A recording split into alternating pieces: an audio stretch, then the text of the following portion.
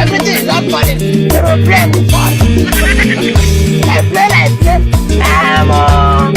My neighbor press one. He goes the fun apart.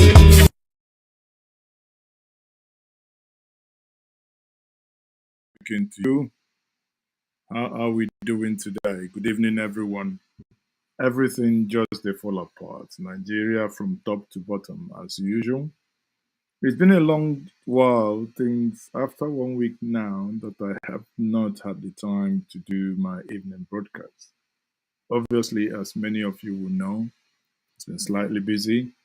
And I want to say to all of us that on this platform, it will be nice to reconnect with all of us once more. May you tell me where you are watching me from. Where are you joining this evening conversation from? Joining from the heartland of the, from the what the Americans call the ground zero, or are you joining me from the diaspora? Irrespective of wherever you are joining me from, I would say to you, good evening once more. I hope you can hear me loud and very clear. Thank you for joining me. Thank you once more. I am Mazi Ezoke. Now, without further ado, without wasting much time, let's get into the meat of the matter today. Nigeria missing the oil boom because of corruption. And it is indeed sad that Nigeria, as it is today, is missing what other nations are enjoying because of the Ukrainian war.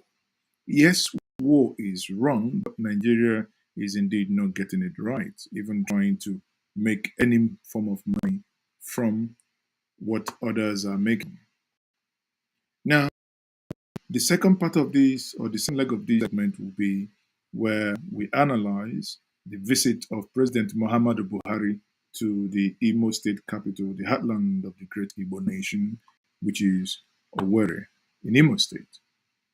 And I would, while doing that, tell us my issue with project commissioning, because I think that is a joke taken too far when we keep commissioning projects that are not necessarily. There is no need to commission them, because if there is anything, if you finish a project, you better allow people to use it. But before we do that, let's come and first watch this interview or conversation on Arise TV, where they took apart the topic of today, which is, why is Nigeria losing money in the midst of oil boom that serious nations are indeed making money? While that is ongoing, if you wish, you could tell me where you're watching me from. So let me quickly bring in Rufai in, and let's, look at this debate. So Rufai, if you may come in, now let's look at this. Thank you for joining me, Rufai. Let's go. Base, the economists have stated, while a surge in oil prices could do astonishing things like in Saudi Arabia, where futuristic cities plan to rise from the desert of Angola, where its currency has suddenly become one of the strongest performers against the dollar, it noted that in Nigeria the reverse was the case. The report came just as the leadership of the Senate yesterday asked heads of military and security agencies of the country to start prosecuting suspected members of the public who are involved in oil thefts. The upper chamber of the National Assembly also tasked the judiciary to grant accelerated hearings to matters on oil theft and other forms of economic sabotage. Having a lot to talk about this. Well, this is the same Senate that inaugurated an ad hoc committee back in April to probe oil theft in Nigeria, which is costing us billions, $3.27 billion. And the same Senate committee we've heard now since it was inaugurated back in April. So the same Senate is telling other bodies to expedite action it seems a bit rich coming from them. And I guess this is why we continue to go around in circles in this country in so many ways. And this is a huge missed opportunity. We have squandered a golden opportunity. I hate to characterize it that way because obviously the Russia-Ukraine war is a real, humanitarian tragedy. However, we could have good use of it, and economically, that really is the bottom line. And yes, once again, we've squandered a chance because of our lack of planning, and because we continue. I mean, this kind of call. No, Tundu. I think now is who is in charge. That is when we talk about competence. That's what we get. Who is in charge? Why are we not taking that advantage? Because obviously the man who has made himself and who has put himself there has no single idea what he has, in modern time as it regards to petroleum industry. We have men and women who are competent to head that sector. But hey, that is the easiest cash cow the nation has known.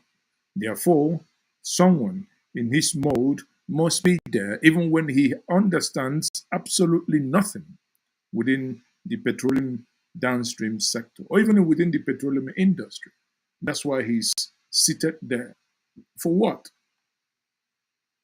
If I may ask any of us here on this platform, who is indeed our Minister of Petroleum, whoever that individual is a damn very incompetent human being. Because when it matters most that nations could make money, he's not doing enough. Or if anything at all, our oil is being taken at will.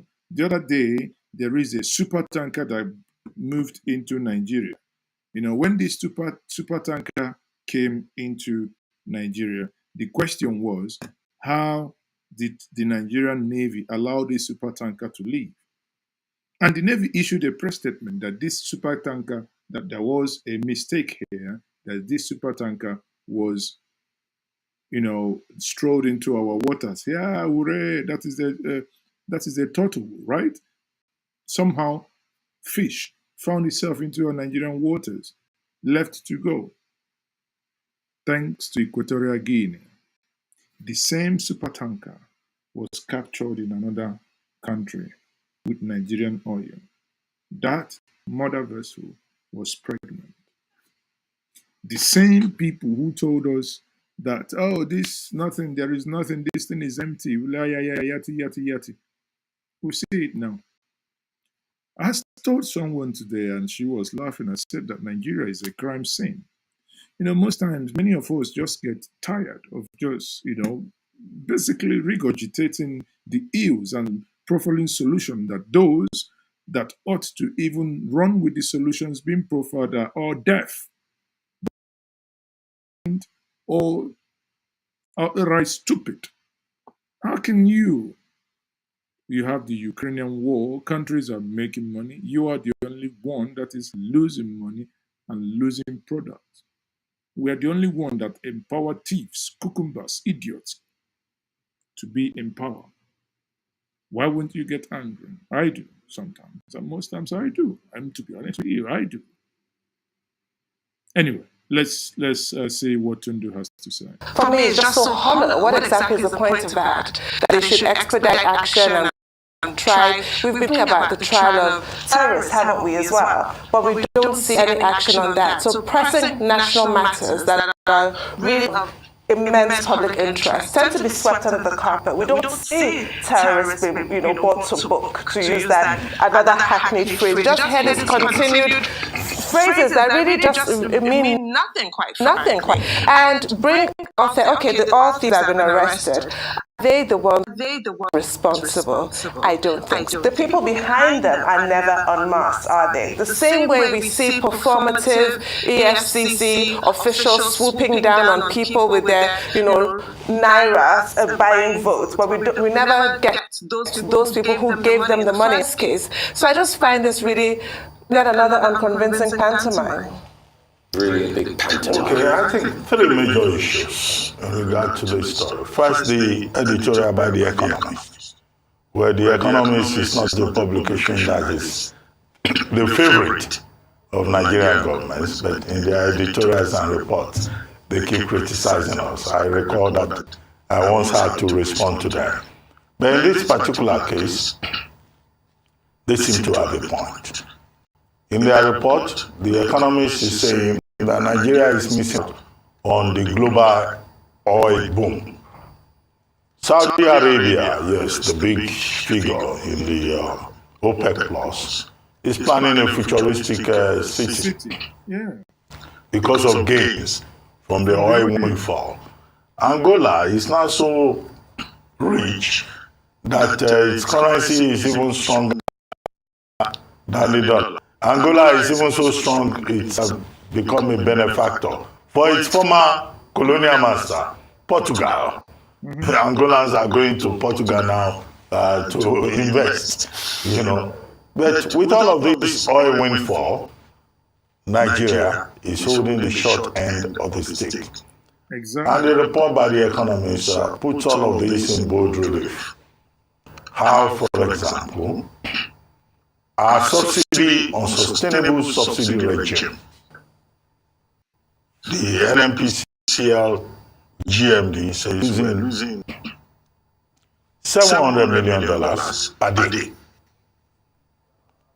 The NUPRC, led by Benga Komolafe, says there should be a declaration of a state of emergency. Because Bismarck Rewane tells us only yesterday, or was it on Sunday, that look, in the 2022 budget, the provision is more than the total expenditure of all the 36 states of Nigeria in the year 2021. It looks like serious matter. But again, if you do not, I'm quite surprised here that Rawane is saying this. What he shows you is that the man who calls himself the president is either is very hard on listening or doesn't listen and doesn't take professional advice. There is no way in this earth that anyone would tell me that Rawane would have not told Buhari what is happening and that this is so as been narrated. Recall that Rawane is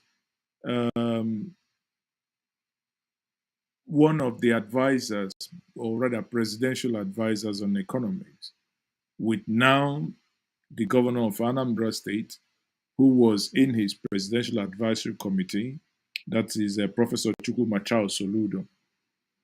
And these are men who you would think, if he had these men advising him, why are we still in the mess? We are in the mess because we are not interested, or we are being led by men who are unfit to taste anything called political office. Talk less of them having any vision or any altruistic, mannerism, they are so to say, for them to even govern properly.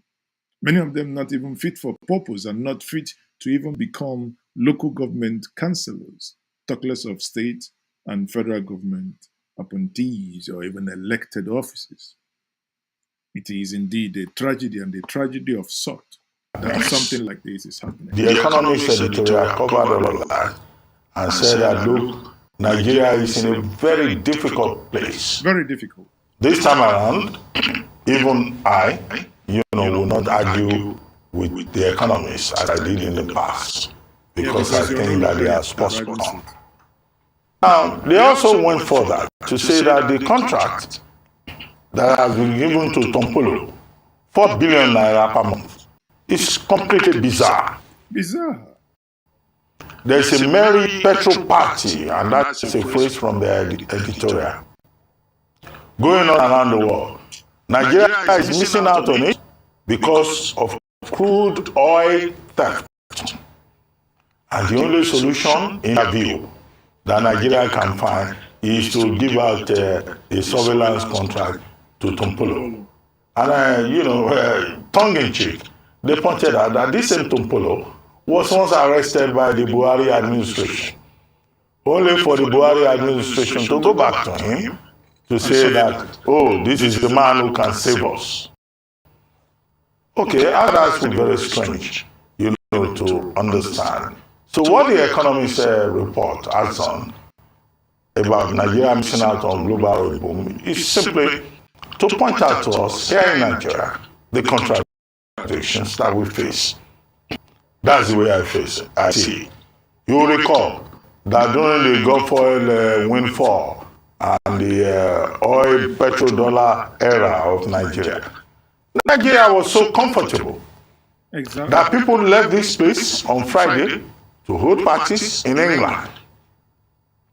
And they will come back Monday morning to wear suit and resume on Monday. Yeah.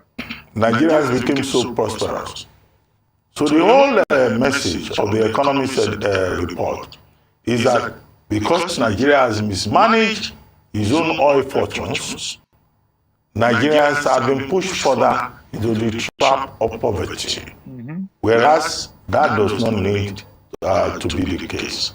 Net oil revenues are even lower than what we had last year. Subsidy is higher than what it was budgeted for in education, in health, in welfare. How can a country be so blessed and yet so cursed? That's the message. And I think that that's something that anybody, can argue against. The second, unless someone is outright damn nitwit ignorant for you to argue with such.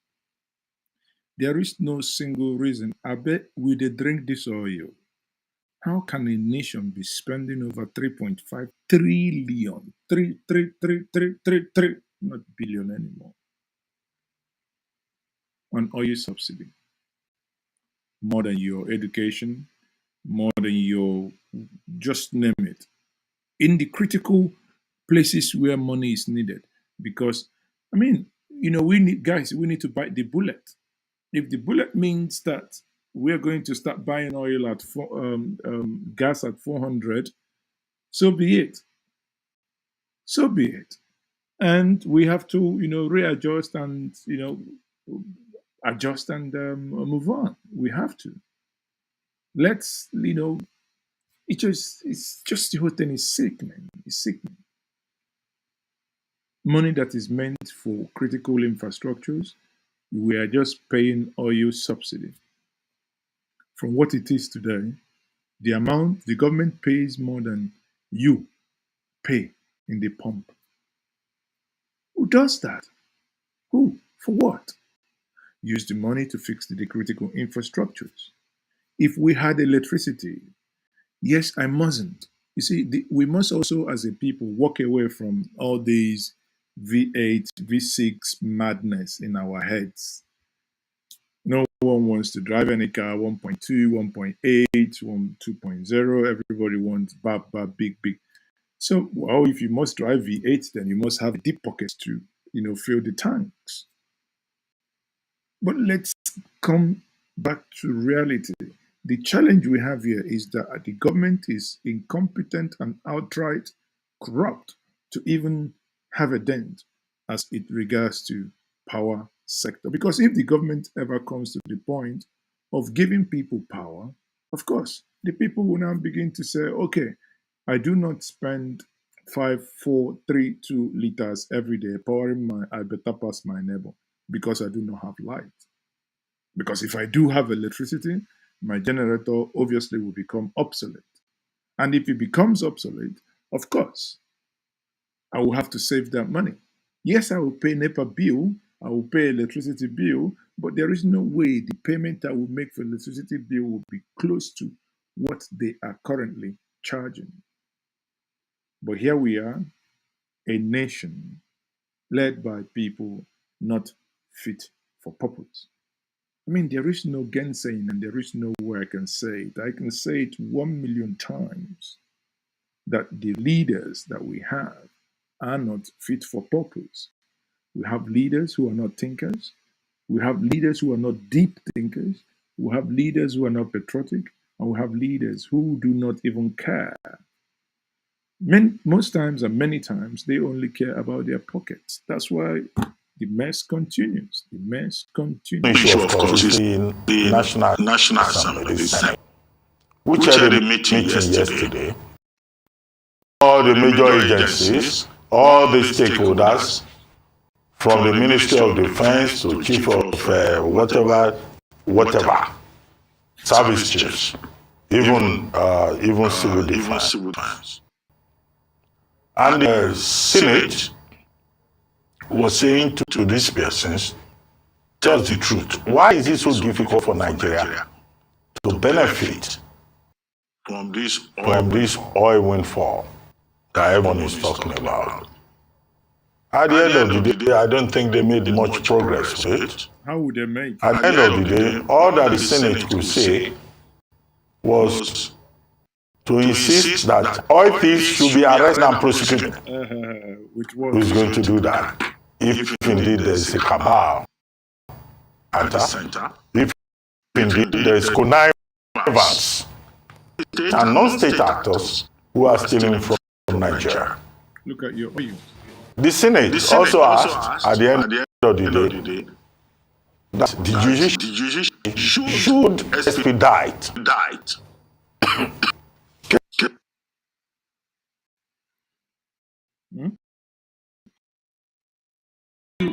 When Equinix customers innovative and influential in the world. They are meeting the rapid digital transformation across every industry. That something like this is happening in a nation that you call yours. In a nation. Anyway, without boring you with much details of what happened as to, again, what happened there. Quickly, as I said before, it is indeed a tragedy that these things are happening. Quickly look at the Buhari's visit to Imo State. Many people, many of you don't know, or many of you already know because we're all news junkies. President Muhammadu Buhari, for the second time, has gone to Imo State under the governor of Imo State, Hope Uzodimma, which my brother, Charlie Boy, from the same state, says that Hope Uzodimma. By the way, I will be having a conversation 6 p.m. tomorrow with my good brother Charlie Boy Oputa, the area father himself. So on this platform, 6 p.m. tomorrow, join us. I'll be having that conversation with him. But like I said before, Buhari went to Imo State and he commissioned road. Without sounding a little bit, I'm just trying to choose my words carefully here, without sounding a little bit condescending. But think, in many times I have said, and that's why I value some of those governors like the one in Borno, that is the one in Borno, the one in Ebonyi, some of them that do not believe in this concept of, commissioning. They will tell you that how my people know that I have finished a project is when they start using it. So this fanfare of coming in, blocking roads, commissioning open drainage. You've constructed a road, you constructed what in Nigeria here we call gutter or water channel, and you left it open. And you call the president, everybody comes in. When you look at the area view of that, you say, man, something is wrong with us. Something is wrong with the skin color, I tell you. Because how can a people be, this is not a private initiative. You haven't done something extraordinarily noble. You've actually done only the things. Actually, a governor shouldn't actually be involved in these road construction. This is where municipalities, local government area councils, this is where their job ought to be. But hey, in Nigeria, if you say so, people will now tag you enemy of progress. Then Imo people, sorry, I am not enemy of progress, but we can't just keep quiet without saying all these things I know that many of us haven't really seen a functional society. Many of us were born in this place. We have not really had the opportunity to see something else. Therefore, when they do this flashy stuff, this, you know, some of us think that, hey, that is where the world ends, or that is where that is the way things are done. But nonetheless, let me quickly bring to us the visit of President Muhammadu Buhari to Imo State.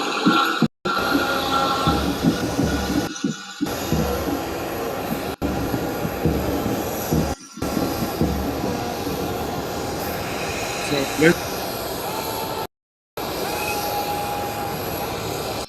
that's Buhari. You see that committee. It's a very warm welcome by His Excellency Governor.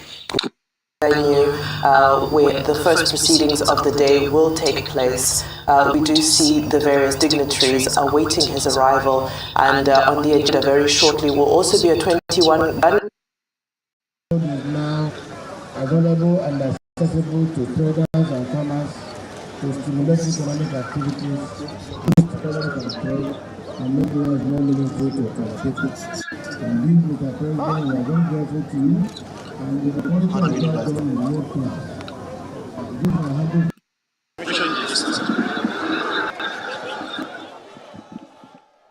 So when we understand this, then he's gone there, he commissioned this road.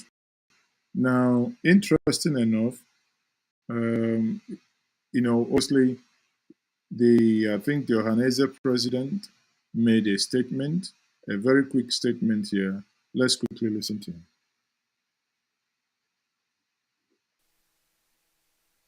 So, the President, it is a sign of love. It is also a sign of friendship, peace. That is what we call the presidency.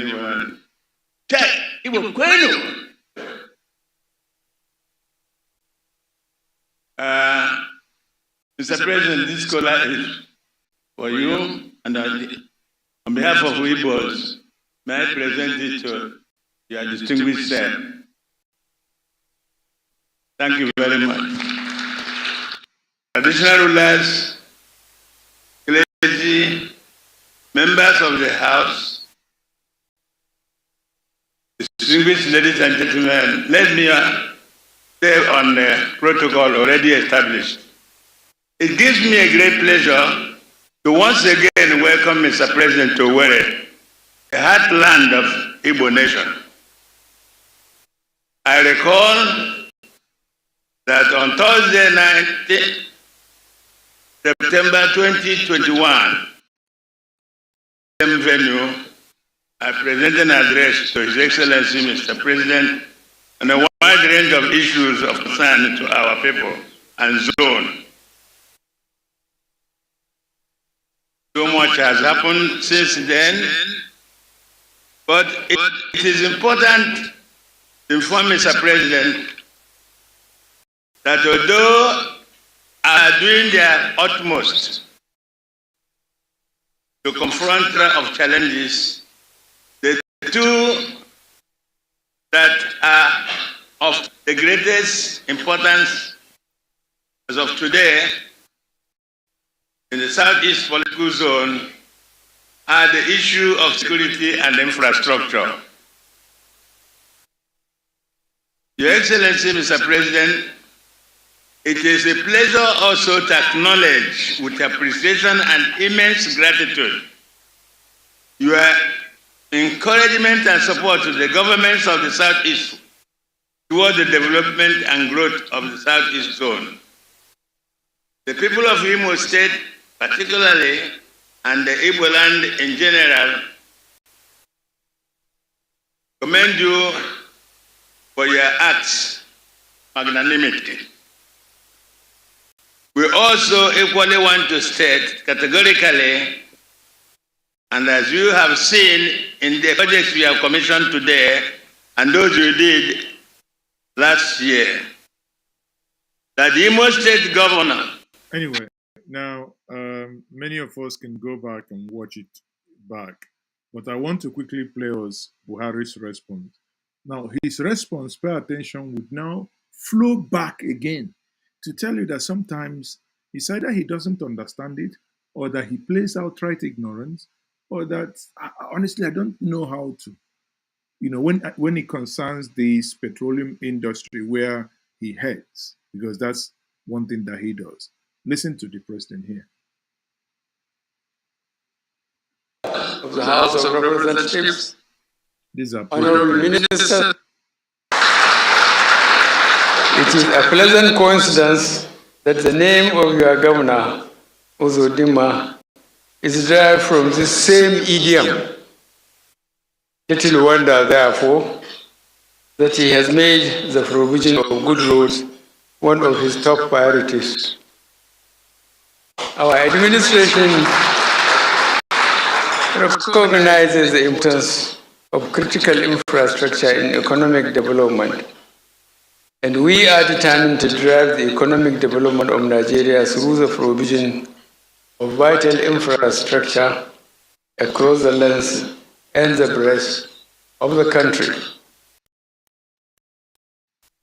This can be seen in our commitment to certain critical projects such as ports, new airport terminals, and various railway projects, a network of and power infrastructure, roads and bridges, including the second Niger Bridge, telecommunications, infrastructure, to mention but a few. I am therefore happy to see the APC administration of Governor Uzodimma is doing similar improvement here in Imo State.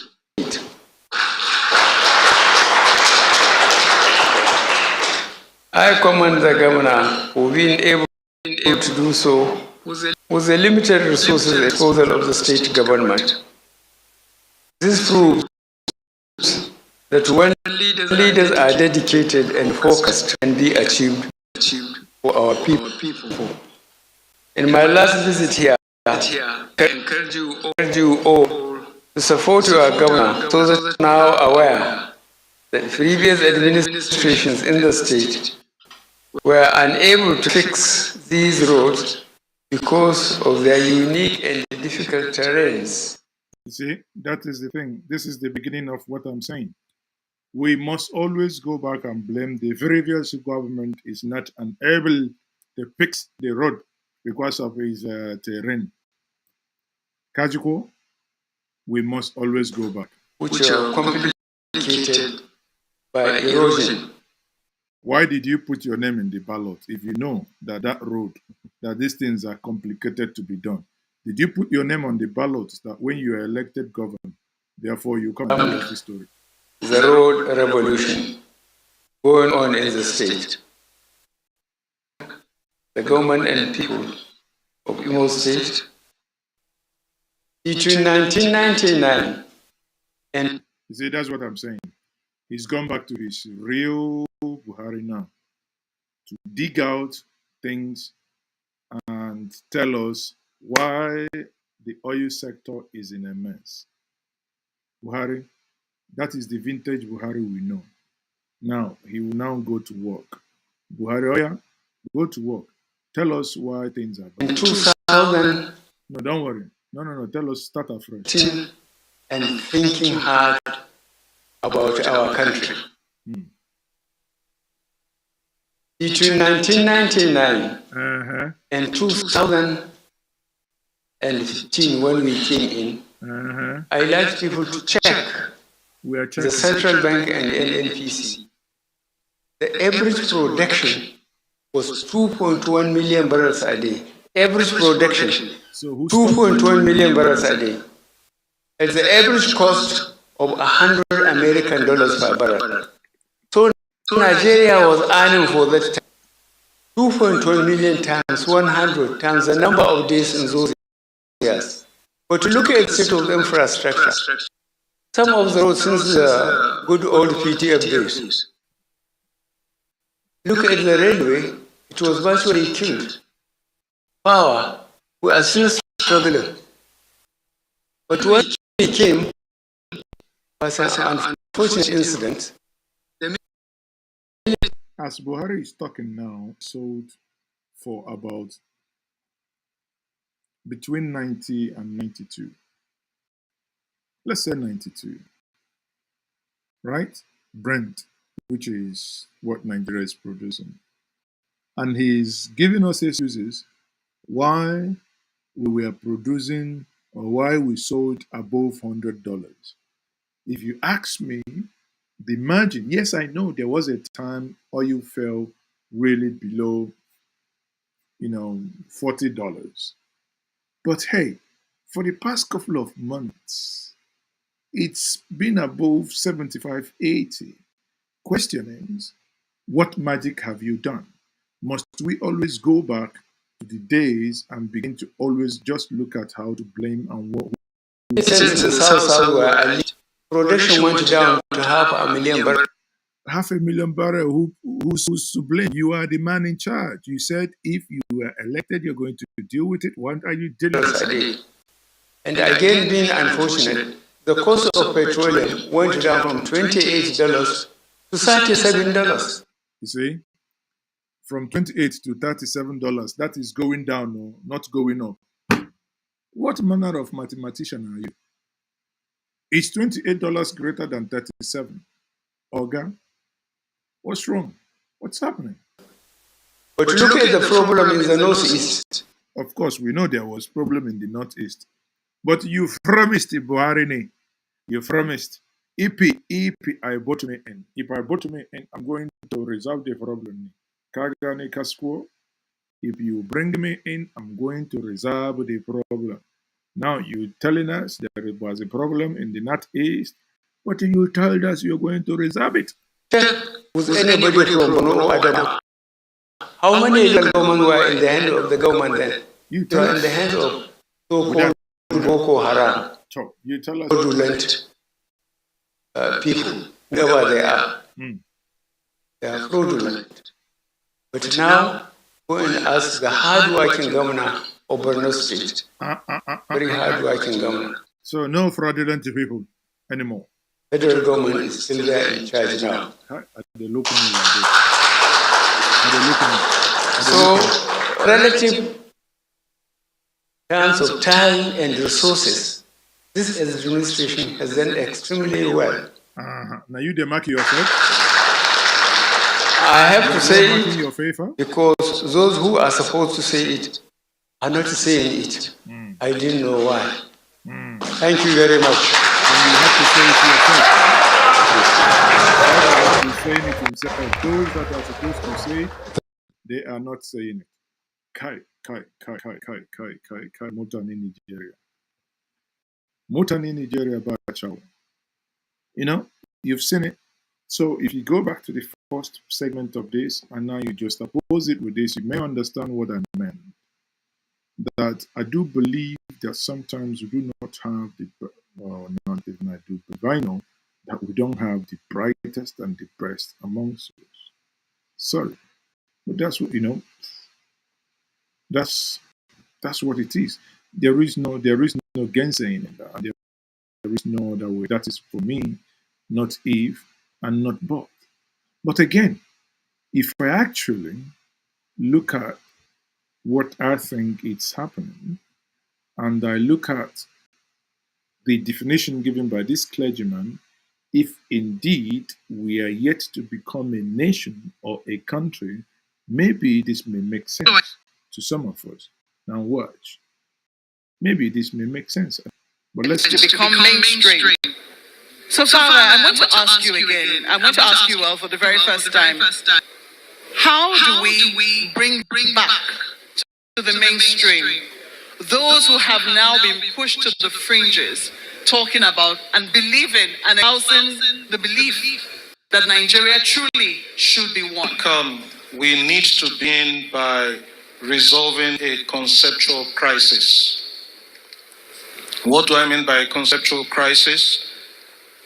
Quite often when we speak about Nigeria, we collapse the distinction between country, state, and nation.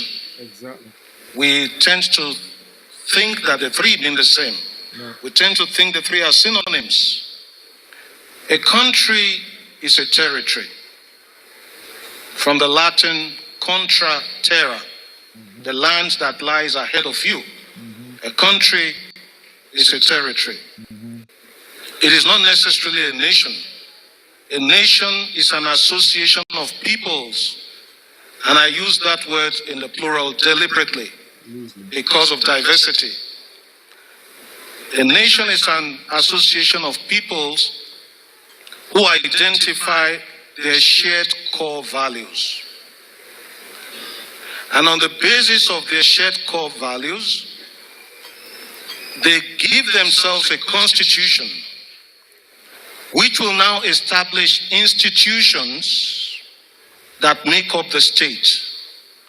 What we have in Nigeria and in most African countries is a confusion where we think the nation is a state. The nation is reduced to the state. We have a country quite all right by the fact that we live within a territory, even if that territory is not secure, as we all know. But we don't have a nation. We have institutions that make up the state. We collapse the nation into the state. If you look at our constitution, section 2 of the current constitution, and you don't find this in the 1963 constitution, it ascribes sovereignty not to the people but to the state. That is dangerous. That means the state has the last say on any question. That means the state is more powerful than the citizen. That is a recipe for impunity.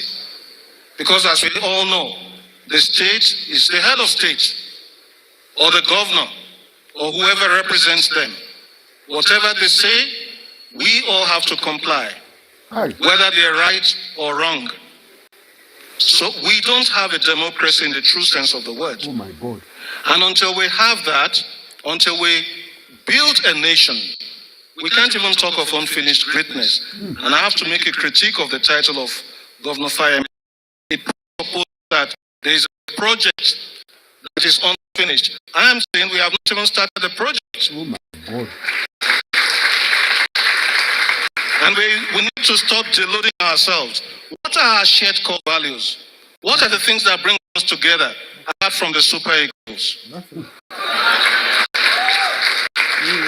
You know, when I had this experience, 2013, I was visiting a place called Do in Plateau State. The Plateau State governor is here. I got to Do the Friday before the Nations Cup final between Nigeria and Burkina Faso.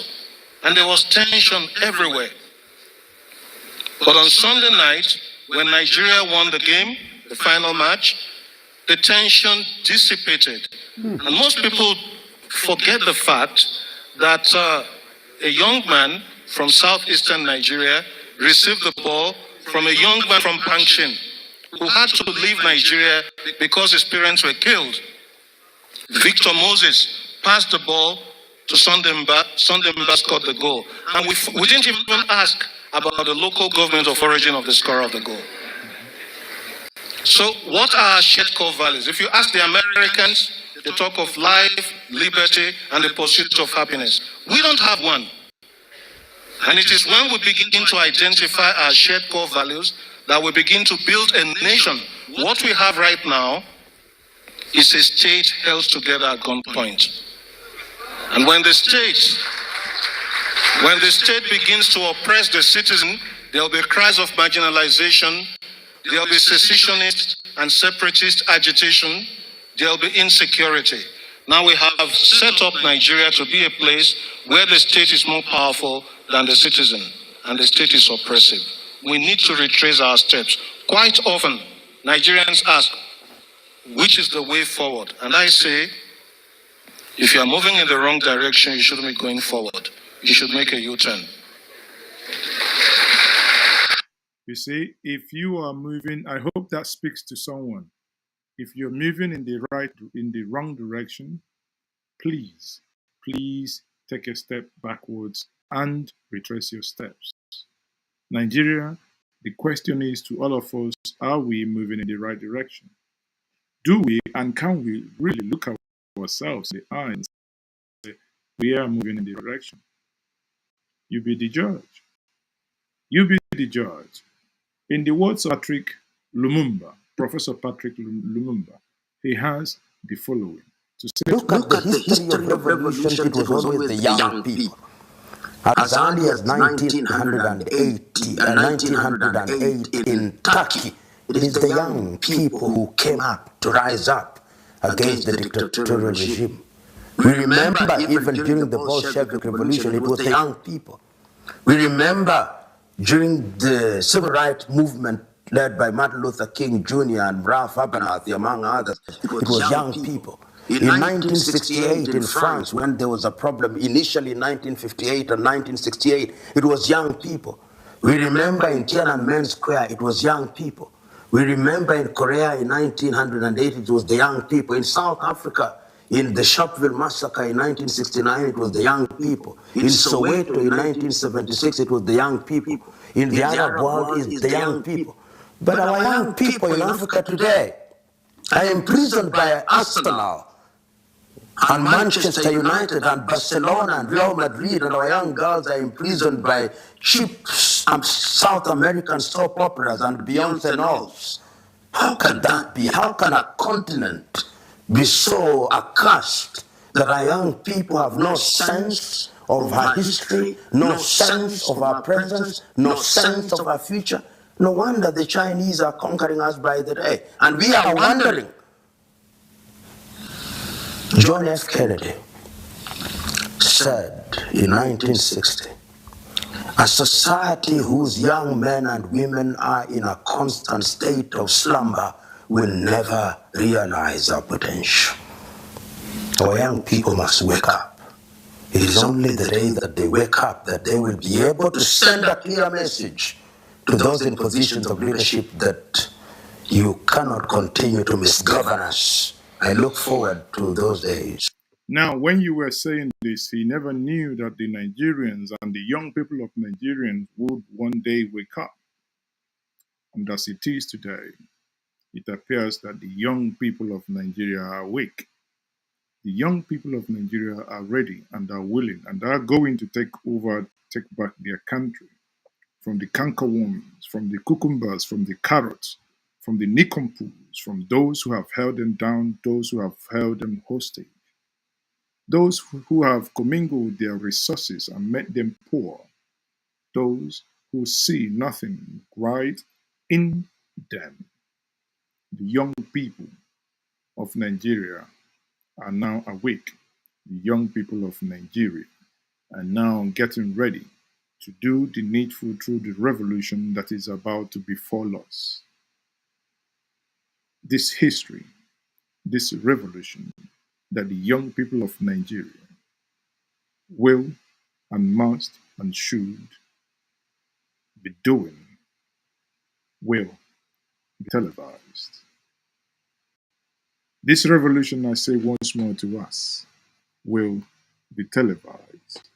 On that note, I say, thank you very much for being part of this podcast this evening, and I am Mazes, okay? Join me tomorrow evening in my one-on-one conversation with the area father himself, Charles Oputa. Charles Chukwuemeka Oputa, aka Charlie Boy, the area father, the president, as he calls himself, of the frustrated Nigerians. We must, at some point, take back our country from the cankerworms that have held us hostage. Nigeria, indeed, has gone from top to bottom. But, in the words of Wike, while the youths are getting ready to take over their country, it pains some people. But, in his words, now so he could sweet them. On that note, I say good night to us all. Bye. As you dey pain them, he dey sweet us. as they rate us, be they pay. Oh, yeah, say, as they pay them, be they see with us, as they see with us, be they pay. Oh, yeah, yeah, as they pay them, be they see with us, as we get there, yeah, he will bury them.